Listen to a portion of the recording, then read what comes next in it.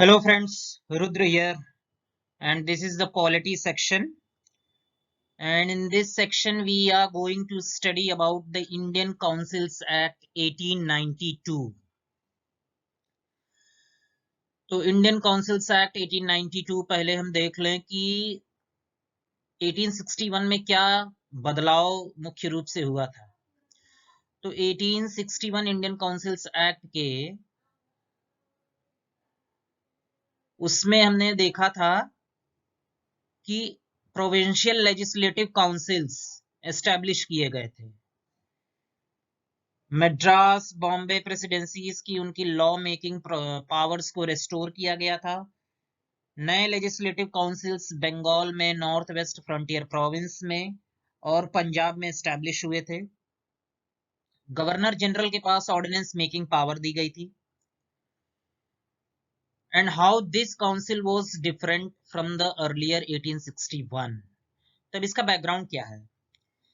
The Indian National Congress, इसका formation 1885 में बॉम्बे में फर्स्ट सेशन इसका हुआ था, बम्बई मुंबई, और it was founded by an English man mister AO Hume. वो एक्स आईसीएस ऑफिसर थे। तो इंडियन नेशनल कांग्रेस का जन्म जो है 1885 में हुआ था, और उनके पहले ही जो अर्लीस्ट डिमांड्स थे, उन डिमांड्स में जो सबसे इंपॉर्टेंट डिमांड ये था, and that was the reform of the councils, reconstitution of the councils. जो गवर्नर जनरल और जो गवर्नर्स के जो काउंसिल्स है, जो परिषद हैं, उसका रिफॉर्म किया जाए और उसको फिर से जो है उसको रिकॉन्स्टिट्यूट किया जाए। तो Congress considered the reform of the councils at the root of all other reforms, कि ये सारे रिफॉर्म्स जो बाद में आएंगे उसकी जड़ है ये। काउंसिल्स में अगर जो रिफॉर्म हो जाए तो उसी से सारे रिफॉर्म्स आएंगे। क्यों? क्योंकि काउंसिल्स में ही कानून बनने हैं, और कानून बनने के साथ साथ ही अगर जो हमारे लोग वहां पहुंचेंगे कानून बनाने में, जो पब्लिक ओपिनियन को रेस्पेक्ट करते हैं, जो पब्लिक ओपिनियन को रेस्पेक्ट करते हैं, अगर जो वैसे लोग, उनका अगर जो से हो, उनकी जो अगर जो पहुंच हो उस लॉ मेकिंग प्रोसेस में, लेजिस्लेचर्स को अगर जो इस तरह से एम्पावर किया जाए, तो सारे रिफॉर्म्स अपने आप होते चले जाएंगे। तो कांग्रेस का ये अर्लीस्ट डिमांड्स में से एक था कि reform of the councils. Even at the 1889 session ये दिया गया है सुभाष कश्यप में। द रेजोल्यूशन अडॉप्टेड, जो 1889 का सेशन हुआ था, विलियम वेडरबर्न शायद थे, एक इंग्लिश थे। जो first English to head the Indian National Congress वो थे जॉर्ज यूल, दूसरे थे विलियम वेडरबर्न। 1889 का सेशन बॉम्बे में हुआ था। The resolution adopted suggested a scheme of reform and reconstitution, और इन्होंने एक स्केलेटन, एक तंत्र तैयार किया था कि ऐसा बिल ब्रिटिश पार्लियामेंट में लाया जाए जिससे भारत में रह रहे सारे ब्रिटिश मेल सब्जेक्ट्स जो 21 साल के उम्र के हो चुके हैं, उनको वोटिंग का राइट भी दिया जाए। मतलब कि दे वेयर सो विजनरी, और वोटिंग बाय बैलेट हो। तो इसमें ये है to be incorporated in a bill to be introduced in the British parliament. The scheme demanded enfranchisement of all British male subjects, कि सबको वोटिंग राइट्स को दिया जाए, सबको एनफ्रेंचाइज किया जाए, सबका एक से हो गवर्नमेंट फॉर्मेशन में, लॉ मेकिंग में, in India those who are about 21 years of age, and also by voting by ballot.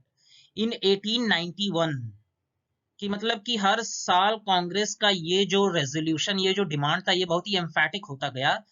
इतना होता गया कि British government, British parliament was compelled to pass an act. The Congress reiterated its position, फिर से दोहराया 1891 में, that India could be governed well, कि भारत का शासन बहुत ही अच्छे तरीके से हो सकता है अगर पीपल वेयर अलाउड, लोगों को अगर जो अनुमति मिले थ्रू देयर इलेक्टेड रिप्रेजेंटेटिव्स, उनके जन प्रतिनिधि के द्वारा। ये इसको हटा देते हैं। Through their elected representatives, a potential voice in the legislatures, कि लेजिस्लेचर्स में, विधानसभाओं में, इनका अगर जो हम भारतीयों का अगर जो से हो जाए, अपनी एक आवाज पहुंचे। इसलिए the passage of the Indian councils act 1892 was mainly influenced by the resolutions of the Indian National Congress adopted in its sessions 1889 to 1891. तो इंडियन नेशनल कांग्रेस के जो सेशंस होते थे उस पे ये जो डिमांड जो है बार बार दोहराया जाता था कि रिफॉर्म काउंसिल्स का रिफॉर्म हो और उससे फिर से जो है गठित किया जाए, रिकॉन्स्टिट्यूट किया जाए। तो 1861 के 1861 के 1861 के दोस्तों 1861 में जो एक्ट आया था इंडियन काउंसिल्स एक्ट, इसमें 3 नॉन ऑफिशियल मेंबर को ऐड किया गया था, Raja of Banaras, Maharaja of Patiala, sir Dinkar Rao, अगर जो आपको याद हो। तो 3 मेंबर्स थे नॉन ऑफिशियल। हालांकि उस एक्ट में मिनिमम 6 और मैक्सिमम 12 था, जिसका हाफ जो है नॉन ऑफिशियल 6 से 12 हो सकते थे, जिसका हाफ जो है इंडियंस को होना था। तो ये 3 जो है हो गए थे, बट ये रिप्रेजेंटेटिव्स सही मायने में नहीं थे क्योंकि ये सब राजा थे। तो इंडियन कांग्रेस, नेशनल कांग्रेस का ये डिमांड था कि इसको जो है रिफॉर्म किया जाए, इसको मतलब नंबर बढ़ाया जाए नॉन ऑफिशियल मेंबर्स का, और इसमें जो है पब्लिक ओपिनियन को रेस्पेक्ट करने वाले लोग पहुंचे। तो इसके फीचर्स क्या क्या हैं देख लेते हैं। It increase the number of additional non official members. जो नॉन ऑफिशियल मेंबर्स हैं ऑफिशियल मेंबर्स होते थे, तो 6 नए लेजिस्लेटिव जो काउंसिलर्स थे वो 1853 के एक्ट में आ ही चुके थे। तो it increase the number of additional non official members जो 1861 से आए in the central legislative council to not less than 10, not more than 16, 10 से 16 के बीच। इसका मतलब कि अभी भी ऑफिशियल मेजॉरिटी जो है रिटेन की गई है। It also increased the number of non-official members in the provincial legislative councils. अब ये आपको याद हो कि 1861 के एक्ट में, इंडियन काउंसिल्स एक्ट में ही प्रोविंशियल मद्रास और बॉम्बे प्रेसिडेंसीज की लॉ मेकिंग प्रोसेस को रेस्टोर किया गया एंड नए लेजिस्लेटिव काउंसिल्स का, विधान परिषदों का गठन हुआ प्रोविंशियल, और वो था Punjab, north west frontier province and Bengal. तो इसमें जो है नॉन ऑफिशियल मेंबर्स का जो है इंक्रीमेंट हुआ, बढ़ाए गए, लेकिन ऑफिशियल मेजॉरिटी अभी भी कायम थी।